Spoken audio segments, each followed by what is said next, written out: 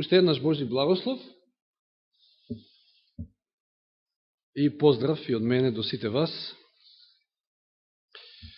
Секавате минатата сабота, сега барем би требало да се секавате, беше минатата сабота, не беше минатиот месец. Зборувавме за тоа вино вавилонско, за гадостите на Вавилон, за лажните науки, значи за виното со кое што е опиено целиот свет и дури во Ремија читавме стих, луѓето, народите избезумија.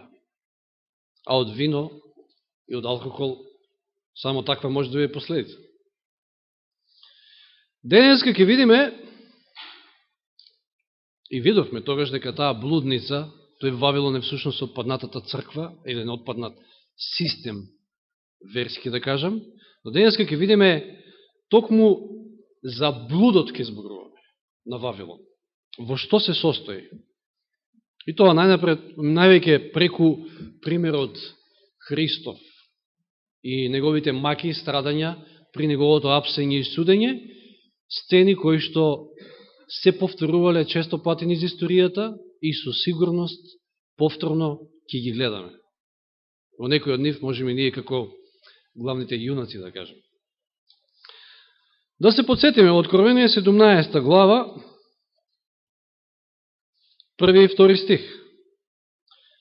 17 глава Откровение, 1 и 2 стих. И дојде еден од 7 ангели, кои ги имаа 7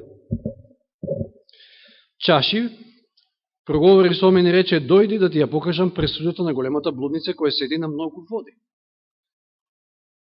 Кој што има широко влијание во целиот свет, многуте води се народите, јазиците, со која блудствуваа земните цареви, а жителите на земјата се напија од виното на незиното блудствување. Оваа блудница блудствува со земните цареви, со политичките лидери, председатели. Значи, кокетира со политиката, со политичарите. Дори не е тоа темата за денеска, меѓутоа подолу читаме дека таа жена го јава црвениот змев овде. Звер, всушност. Меѓутоа за тоа понатаму во некој од наредните предавања. Да прочитаме 18 глава, исто имаме 3 стиха од 1 до 3. Потоа видов друг ангел како слегува од небото, кој имаше голема власт, и земјата се осветли од неговата слава и извика со силен глас велејки, падна големиот Вавилон и стана демонско живеалиште за солништа на сите нечисти духови и за солништа на сите нечисти и гадни птици. Зашто сите народи пие од виното на незиното распалено блудство и земните цареви блудствуваа со неа и земните трговци се збогати од незината претерана раскош. Повторно овој израз. Блудствувањето на оваа отпадната црква со земните цареви, владетели. Токму затоа ќе зборуваме денеска. Библијата познава два типа на власти или царства. Самиот Христос ги препознава. Еве да отвориме во Матеј 22 глава. Ови стихови често ги читаме и како стихови за дар. Матеј 22 глава од 15 стих. Тогаш фарисеите отидоа и се договорија како да го фатат на збор и му ги испратија своите ученици заедно со иродовците, за да му речат, учителе, знаеме дека си вистински и дека со вистина ги учиш луѓето на Божиот пат и не ти е грижа од никого, зашто не гледаш на лицето на луѓето. И така речени, што мислиш ти, дали е дозволено да му се дава данок на царот или не? Го искушуваат Исуса, а тој вели, разбирајќи го лукавството, во 19 стих, вели, зошто ми искушувате лицемери? Покажете ми даночна монета. Ти има донесува денари, им рече, чиј е овој лик на надписот на монетата? Му рекоа на царот. Тогаш им рече, подајте му го на царот, царевото, а Божето на Бога. Овде се гледа дека Исус препознава два вида на власт, или царства. Духовно царство, но и земско, цивилно.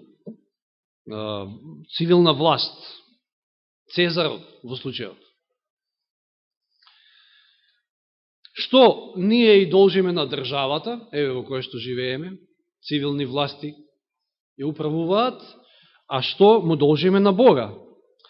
Знаеме дека законот е запишан на 2 плочи. И зошто на 2 плочи? Исус го сумира тоа во 22 глава од Матеј, значи тука сме. Да, од 34 до 40, значи малку подолу. Кога фарисеите чуе дека ги замолкна седукеите, се собра заедно, и еден од нив законник го праша, искушувајќи го: Учителе, која е големата заповед во законот? А тој му рече: люби го Господа твојот Бог со сето своје срце, со сета своја душа и со сета твоја мисла. Тоа е најголемата и прва заповед. А втората е како и оваа. Значи, во онаа прва се сумирани заповедите од првата плоча, првите 4. А втората е како и оваа: люби го твојот ближен како себе си. На тие 2 заповеди виси сиот закон и пророците. Во оваа пак заповед се сумирани оние 6 заповеди од втората плоча. 2 плочи се, затоа што во првата плоча заповедите запишени таму го регулираат оној вертикален, значи однос наш со Господа, меѓу нас и Бога. На втората плоча ги имаме оние закони, 6 закони, заповеди, кои што го регулираат нашиот меѓучовечки однос. И тука државата има свој удел и може да се меша, односно таа и со своји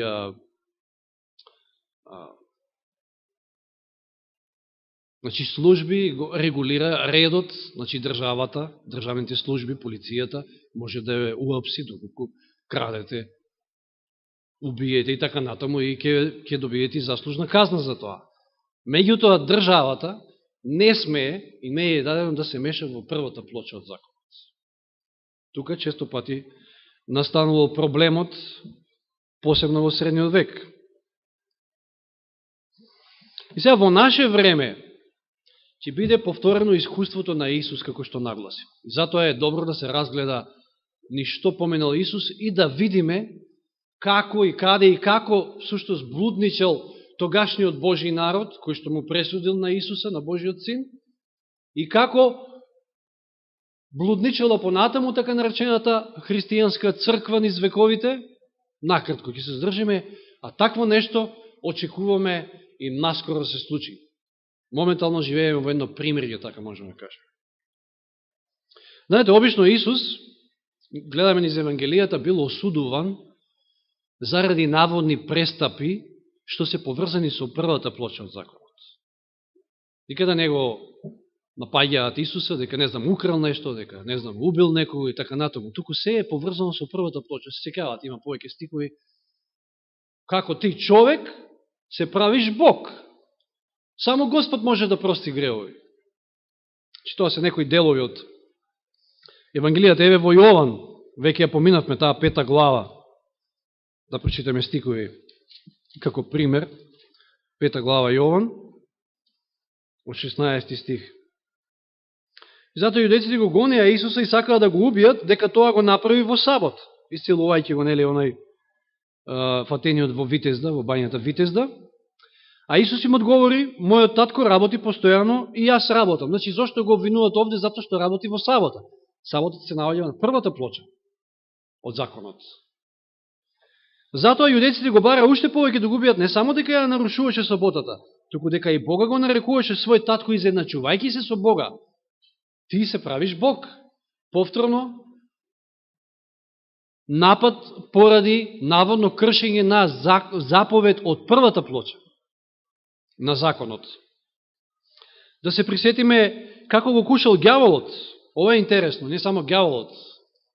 Со оваа мисла биле обседнати целиот израелски народ, тогашен, па дури и неговите ученици. Како го куша ѓаволот Бога, Исуса, во едно од своите искушенија? Да отвориме во 4 глава Матеј. Што му нуди таму во... Тоа беше, мислам, 3-то искушение. Да. Ѓаволот пак го одведе на многу висока горе и му ми покажа сите царства на светот и нивната слава. И му рече: само поклони ми се на мене, секи ти дадам. Какви царства му нуди? Што му нуди ѓаволот на Исуса? Со што го куша? Да тој стане светски цар, да ја добие, значи, таа световна власт, цивилна власт, меѓутоа Исус не дошол за тоа. Исус дошол да го воспостави своето царство, меѓутоа неговото царство, за разлика од земното, е друго, од друга природа. Тоа е духовно царство. Еве случај во Јован 6 глава. Да се подсетиме повторно на она што го проучувавме, веројатно некаде лани. Јован 6 глава. 15 стих. Веднаш после бурата, кога си 15 стих реков, да, Исус штом разбра дека сакаат да дојдат и да го одвлечат насила, за да го направат цар, се повлече сосем сам на гора. На израелците им требало баш таков цар. Каков цар? Цар кој што ќе зацари среде Израел, ќе ги истера римјаните, значи световно царство, световна власт. Сакале да го постават како световен владетел. Лука 9 глава. 53 до 56. Ова е случајот кога самарјаните не го примиле, затоа што вели овде ликот му беше свртен, листото му беше свртено кон Ерусалим. И Јаков и Јован предлагаат, 54 стих, кога го видео тоа учениците, Јаков и Јован рекоа: Господи, сакаш ли да заповедаме да слезе оган од небото и да ги истреби како што направи тоа Илија? А Исус им вели: вие не знаете со каков дух сте. Моето царство, воспоставувањето на моето царство не познава сила, не познава насилни методи, како што тоа го прават земски царства. Моето царство е сосема поинакво. Какво е? Во Лука 17 глава, овде е подобро ревидираниот превод, меѓутоа еве ќе прочитам и од овој. Лука 17 глава 20 и 21 стих вели: а кога фарисеите го прашаа кога ќе дојде Божјето царство, тој им одговори рече: Божјето царство не доаѓа така, за да може да се види, ниту ќе се рече еве го тука или онаму, зашто ете, Божјето царство е во вашата средина, односно ревидираниот превод вели: Божјето царство е внатре во вас. Таму сака да го воспостави Исус Божјето царство. И сега, токму преку начинот и самото судење Христово, всушност ќе го видиме тоа блудничење на една отпадната црква.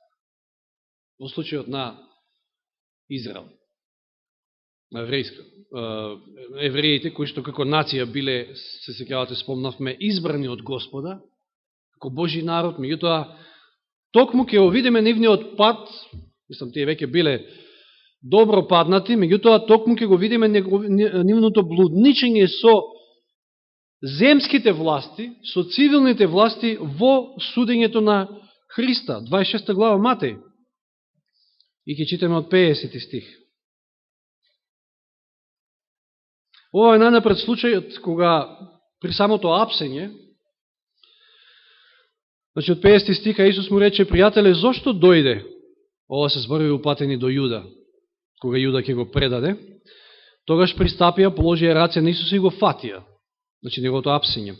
И ете, еден од оние кои беа со Исуса, знаеме дека тоа беше Петар, извади нож и го удри слугата на првосвештеникот и му го отсече увод. Знаеме од другите евангелија дека станува збор за Малх. Еднаш имавме и тема за овој случај. И Исус не вели: вадете сите ножевите и бранете ме. Напротив, Исус вели: врати го твојот нож на неговото место, зашто сите кои се фаќаат за нож, од нож ќе загинат. Јас не дојдов да покорувам земски цареви, да воспоставувам земско царство. Моето царство има поинаква природа. И еве сега, значи, ги гледаме оние мигови од 57 стих, кога црквата, тогашната црква, свештениците го судат Христ, Божиот Син. А оние кои го фатија Исуса, 57 стих од истата глава, го одведоа при првосвештеникот Кајафа, каде беа собрани книжниците и старешините.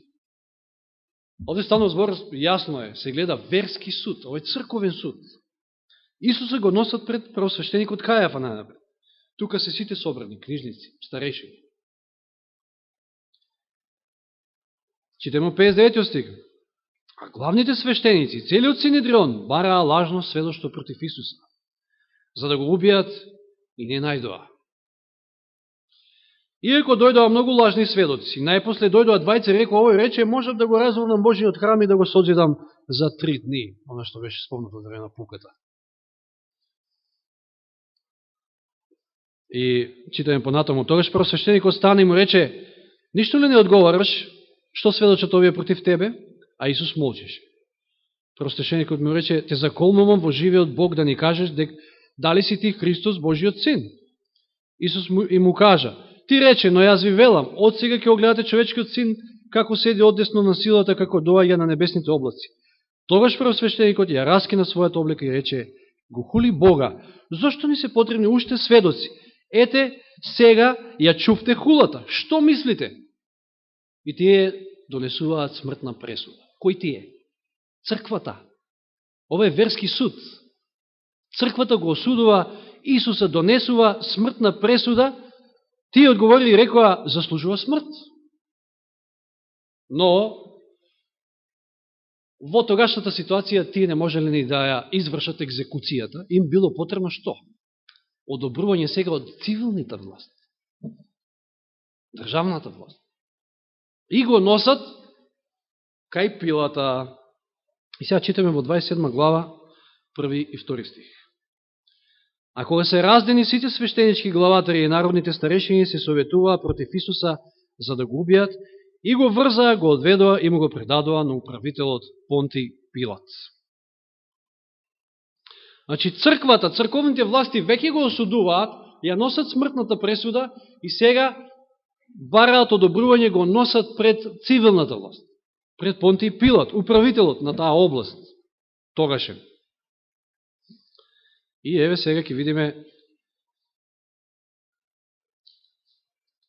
свртиме во Јован 18 глава, значи Јован 18 глава, ови се глави кои што допрва ќе ги проучуваме темелно.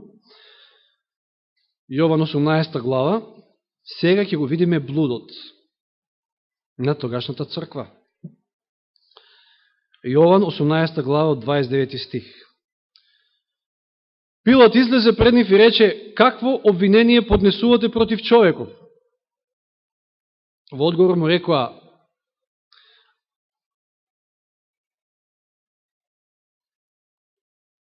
ако овој не беше злодеец, немаше да ти го предадеме. А Пилат им рече, земете го и судете му според вашиот закон. Тој нема прекршено ништо за да би одговарал пред цивилните власти. А вие, пошто станува збор, значи на Пилат му станало јасно за што станува збор. Вели, еве судете го според вашиот закон. Ние не одговараме за... Пазете, Пилат ја сваќа таа поделеност, односно ги сваќа тие две царства, две власти, ја сваќа таа поделеност меѓу црквата и државата, ако така сакат. Може да се изразиме. Меѓутоа црквата кокетира со властите. Црквата е таа која што сака да го осуди Божиот син во случајот. Значи, ако овој 31 стих, да повториме, Пилат им вели, земете го и судите му според вашиот закон. Јудејците му рекоа, нам не е дозволено да убиеме некого. И затоа бараат потврда од цивилната власт. Ова што е? Ова е блудот. Црквата се користи со државните власти за да спроведе некоја своја одлука, за да спроведе некоја своја осуда во случајов пресуда. Што беше Вавилон? Блудница. Зошто? Зато што блудничеше со земските цареви. Видите до кој деревје дошла тогашната Божја црква. Блудничи со земските цареви, со земскиот управител Понти Пилат во осудата над Божиот син. Тоа е слика која што се повторувала, поготово низ средниот век, многу често, и ќе се повторува. Наскоро повторно ќе биде исто. Црквата ја донесува смртната пресуда, запамтеме, И само бара потврда од цивилните власти за да го екзекутира праведниот Исус во случајот. И дури се случат овде и со лажни обвинувања. Спомнав дека обично Исуса го осудувале за кршење на првата плоча од законот, меѓутоа се сеќавате тие двајца сведоци што кажале меѓу другото? Дека и овој го учи народот да не дава данок на Цезарот. Па како кога читавме текст, Исус рекол на царот царевото, на Бога Божието. Меѓутоа тие ова го прават зошто? Со која причина? Па за да ги подбуцнат цивилните власти, за да ги добијат на своја страна, за да си ја завршат работата. Истите сцени се случували и ќе се случуваат. Тоа е блудот на Вавилон.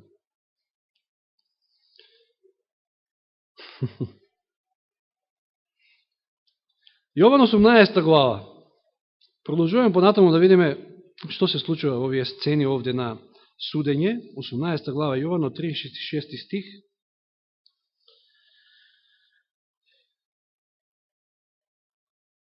Вели Исус, моето царство не е од светов. Му вели на Пилата. Ако моето царство беше од овој свет, моите војни би се бореле да не им бидам предаден на јудејците.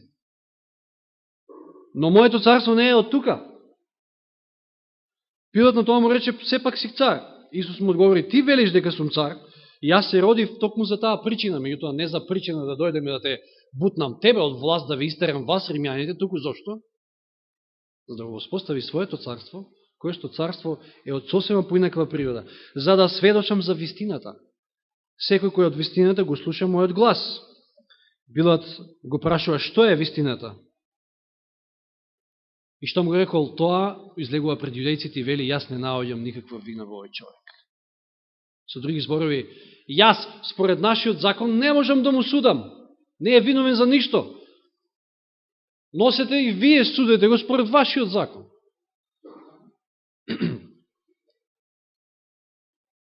Пилат уште еднаш овде гледаме дека ја разбира суштината на она што Исус го зборува.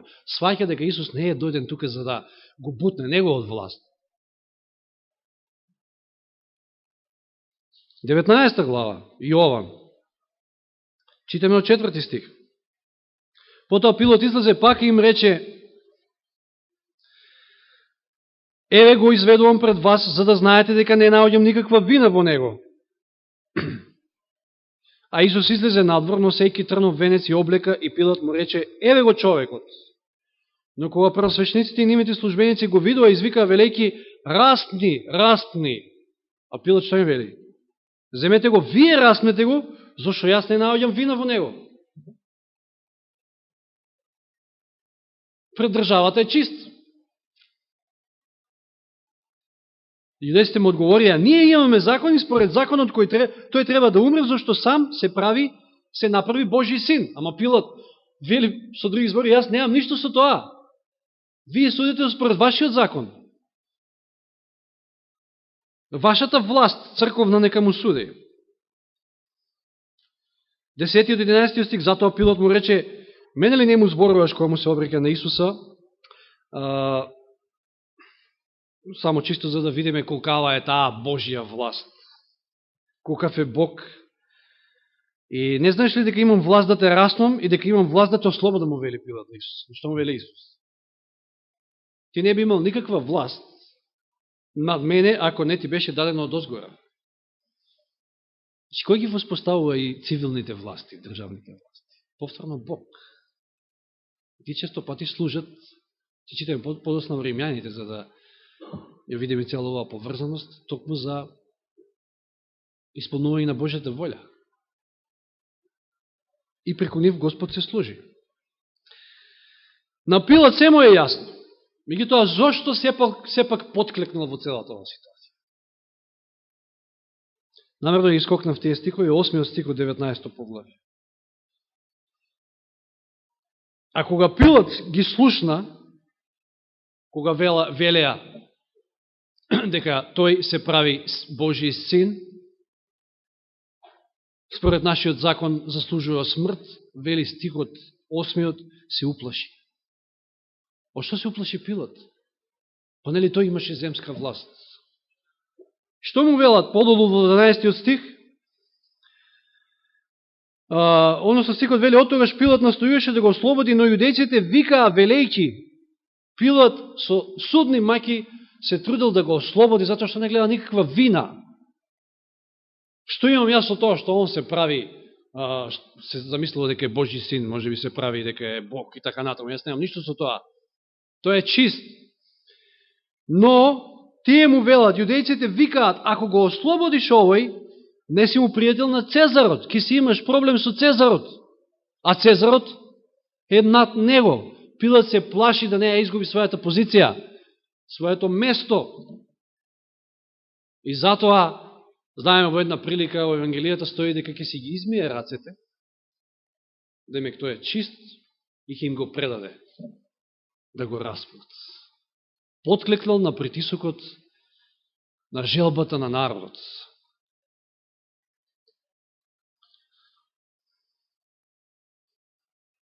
Матеј 27:20. Матеј 27:20.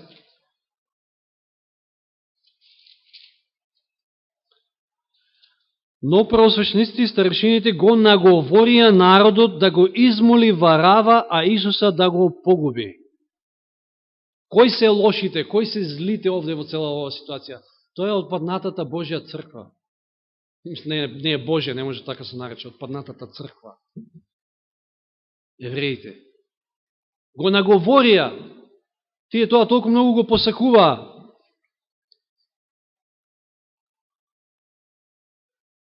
Тринаести стих се враќаме во 19 поглаве Јован, да го дочитаме с целото ова случување и повторно да го видиме блудот на оваа отпадната црква со цивилните власти, со државните власти. 13 стих од 19 поглаве Јован. Штом Пилат ги чу тие зборови, го изведе Исуса надвор и седна на судскиот стол на местото што се вика Плочник, а на еврејски Гавата. А беше ден на подготовка за Пасха. Околу 6 час им рече на јудејците, еве го вашиот цар. Но тие вика, земи, распни го. Пилат им рече, да го распам ли вашиот цар? Првосвещениците одговорија, ние немаме друг цар освен Цезарот. Ова е блудот. Ние немаме друг цар освен Цезарот.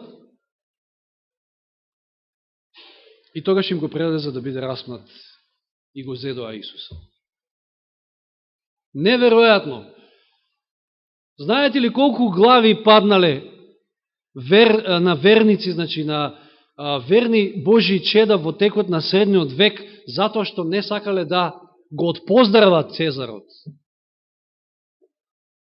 Да живее Цезарот. Само тоа се барало од нив. И со тоа практично се откажуваат од својот Бог. А овие велат, распни го, ние немаме ни друг цар, освен Цезарот, ние немаме. Тоа е Божјата црква во тоа време. До која дереже стигнала? Ова е блудот. Ова е блудот што го прави Вавилон, што го правил цело време. И денеска, иако е, може би, некој затишје, допрва ќе се изнагледаме слични вакви сцени. Кој што може би ние ќе бидеме главни актери. Зависи кој на која страна. Некој вака ќе биде неправедно осуден, а некој друг ќе бара од цивилните власти да бидат прогонети праведните. Се сеќавате минатиот пат дека спомнавме едно од гадостите што Вавилон ги има во таа своја чаша. И да го осудува праведниот, а да го оправдува злиот. Тоа денеска се прави пред наши очи, иако може би по други прашања, може би не по верски. Но тоа се случува. Правда не можете да барате на овој свет, каде што се е корумпирано. Среде таа блудница, кој што е со цел да не прими во низините редови, нормално треба да направи од нас исто нешто. Никој како би се дружело со нас.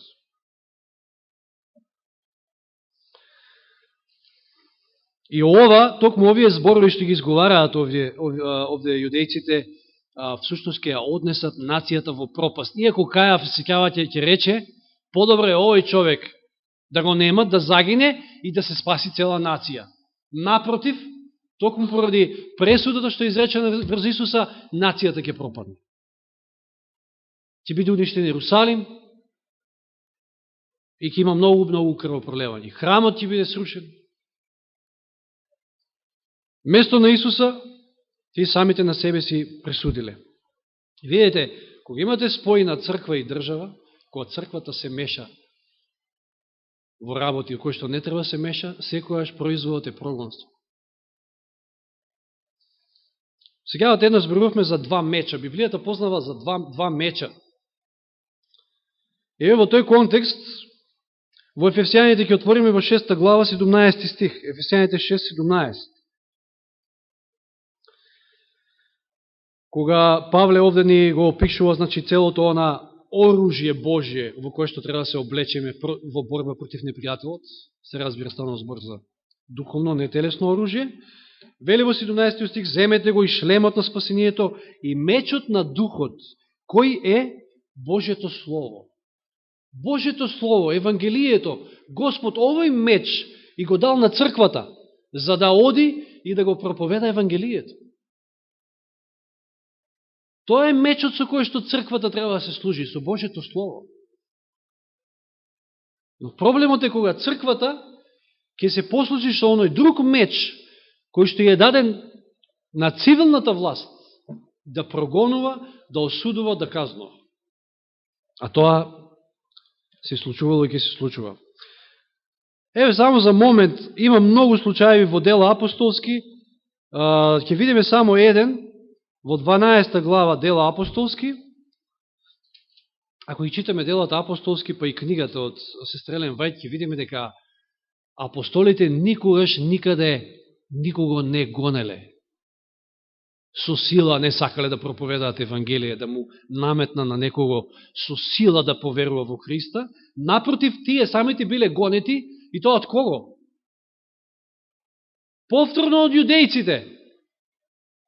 Повторно од својот народ, кој што постојано работеле со цивилните власти за да ги прогонуваат Христовите следбеници и слуги. Еве во 12 глава, само еден исичок, еден момент од таква една ситуација, од 1 стих до 3 ги читаме. Во тоа време царот Ирод се зафати да измачува некои кои припаѓаа на црквата и го погуби со меч Јовановиот брат Јаков. И кога виде дека тоа им се допадна на јудејците, го фати и Петра, а беа денови на бесквасните лебови. Видите сега таа соработка на јудејците заедно со цивилната власт, со Рим тоа време. Власта нормално, за да, знаете, секој оној кој што сака власт, нормално дека мора да му угоди на народот пред се, затоа што тој народ го гласи и го поставува барем сега во овие наши услови, така да ќе прави она што му се допаѓа на народот. Во случајов гледаме дека Ирод го убива Јакова, а потоа го фаќа и Петра, само затоа што тоа им се допаднало на јудејците. А тие се тие кои што постојано ги подбуцнуваат овие цивилни власти за да се отарасат од оваа секта.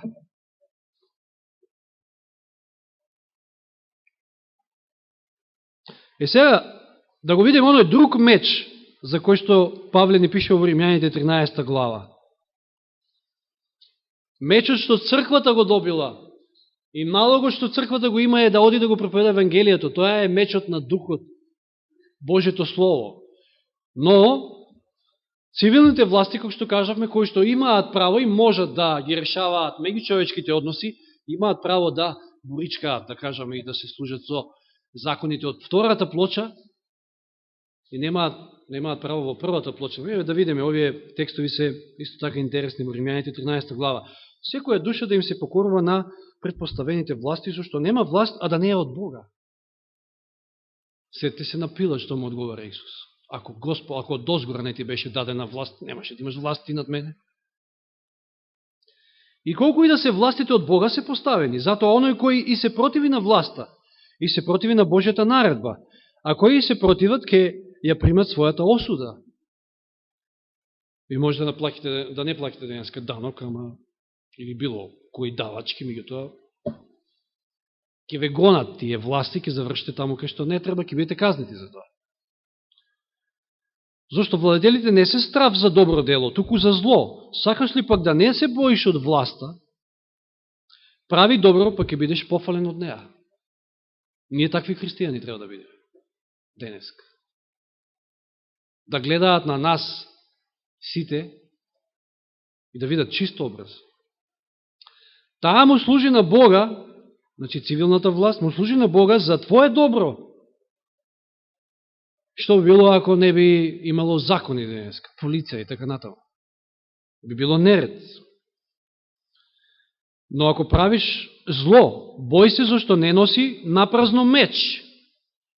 Каков меч носи цивилната власт? Ова е поинаков меч, не е Божјето слово. Црквата го има тој меч, цивилните власти го имаат другиот меч, со кој казнуваат. Таа е во служба на Бога, гневен одмазник за оној кој прави зло. Затоа треба да и се покорувате, не само поради гневот, туку и заради совест. Затоа плаќате и даноци, зашто се Божји службеници, кои се занимаваат со тоа. Дајте му секому она што сте му должни, кому данок данок, кому царина царина, кому страв страв, кому чест чест. Не должите му никому ништо, освен да се љубите еден друг. Ова е интересен стих, не должите му никому ништо. Еден многу убав совет, посебно за ова наше денешно време, кога сите не знаеме колку кредитни картички имаме по джебовите. Не должите му никому ништо, освен да се љубите еден друг. Зашто кој го љуби, другиот го исполнува законот. И, еве сега Павле објаснува за кои закони зборува овде, во кои закони може да се меша цивилната власт. Зошто заповедите? Не прави прелюба, не убивај, не кради, не посакувај, иако има уште некоја заповед, содржани се во овие зборови. Люби го својот ближен како себе си. Кои се овие заповеди? Од втората плоча. Љубовта не му прави зло на ближниот и така љубовта е исполнување на законот. Сега проблемот е, пак ќе кажам, кога црквата место мечот, Божјето слово, тој меч го зема мечот на цивилната власт. А тоа се случувало пред се, му се случило на Христа, се случувало за време на средниот век и ќе се случува допрва. Тоа не можеме да избегаме. Пророштвото е такво. Ако не верувате, ако може би сте се успале, па сте заборавиле што не очекува, самиот Исус во Јован 16 глава наговестува. Им наговестил на учениците, меѓутоа тоа се однесува и на нас. Што вели Јован во своето 16 поглавие, во првите 2-3 стиха, односно Исус го вели ова, Јован го запишал, ова ви го кажав, за да не се соблазните. Ке ви истеруваат од синагогите, ке ви истеруваат од црквите. А ке дојде час кога секој што ке ве убие, ке мисли дека му служи на Бога. Злоупотреба на тој меч. И ке мислат дека му служат на Бога, правејќи го тоа. Па и црквата за време на средниот век, отпаднатата, мислила дека му служи на Бога, па бркала вештерки и така натаму. А тоа ќе го прават затоа што не го запознаа мојот татко, ниту мене. Исус наговестил. Исус ги подготвил учениците и тие тоа и го искусиле. Знаеме дека сите загинале од Свен Јован. На тој начин, од тој меч, црквата, односно јудејците, веќе од паднатата црква, се користила со цивилните власти, блудничела, само за да оствари некои своји цели, односно да се отараси од Божите верни слуги. Тоа се случувало и подоцна. Уште после, при крајот на првиот век, вториот, третиот, поготово и понатаму, веќе слушнавме и видовме минатиот пат дека се вовлекле сите тие гнасоти и лажни науки, меѓутоа доаѓа и прогонството. Еден куп луѓе загинале, не им се знае ни бројот верни Божи слуги, токму поради оваа причина. Црквата и државата, заедно, у коалиција, поради блудничењето на црквата. Поради тоа што, видите, таква црква, од самиот тој податок се знае и се гледа дека нема Божја сила. Зошто некоја црква би се служила со цивилни власти, со силата на државата, ако ја има Божјата сила на своја страна? Сега Господ не припреми за вакви сцени. Исус вели, ако мене ме гоня, и вас ќе ве гонат. Секој оној кој што сака да живее побожно во Христа Исуса, ќе биде гонет. Затоа што отпаднатата црква, тој систем, кој што се повеќе се гради и зима сила, ние може би си велиме сега, па не е баш така како што очекуваме со години, гледаме, па не е така. Се уште се ранливи, сето тоа се одвива за сцени, ние него ни гледаме. Преку ног, одnosno тој нов светски поредок се воспоставува. Ние биле свесни за тоа или не? Еден ден повторно ќе настанат прогонства од истите причини. Црквата и државата. И да се подсетиме, кој ќе биде главниот во осудувањето, кој ќе биде лошиот, најлошиот, да кажам, да се подсетиме на жената, блудница во 17 глава, го јава црвениот звер. Значи, кој го правува? Црквата. Повторно ќе дојде период на инквизиција. Верувал тој некој од нас или не? Самиот Исус не го кажал тоа, самиот Исус не го порачал, меѓутоа тој дал и силни ветувања. Дека нема ништо да ни фали, ако останеме на Божја страна. Знаете, има една мисла која што вели, ако немаме страв од Господа, тоа ќе ни биде страв од се друго. Но ако имаме страв од Господа, тогаш нема од ништо друго да не страв. Какви времени да доаѓаат, да бидеме и да останеме на Божја страна. Затоа што оној кој што победува во Откровение го чекаат многу нешта, убави нешта. До секоја црква, пораките упатени во Откровение, значи сите тие 7 цркви, Господ вели, оној кој што победува, оној кој што победува, оној кој што победува. Дека Господ ни даде победа и денеска, и понатаму да останеме верни до крај и да бидеме секојаш на Негова страна. Слава нека му е. Амин.